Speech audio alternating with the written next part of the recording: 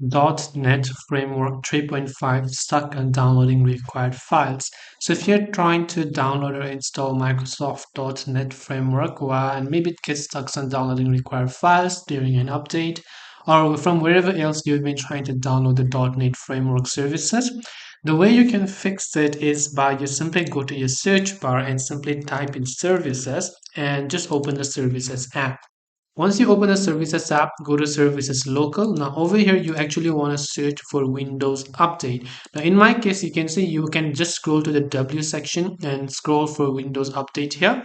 What you have to do is simply right click on this Windows Update and just click on the refresh button here as you can see. So just click on refresh, and once you've done that, you can simply close it and go ahead and also restart your computer. And once you've done that, that should definitely help you solve the problem.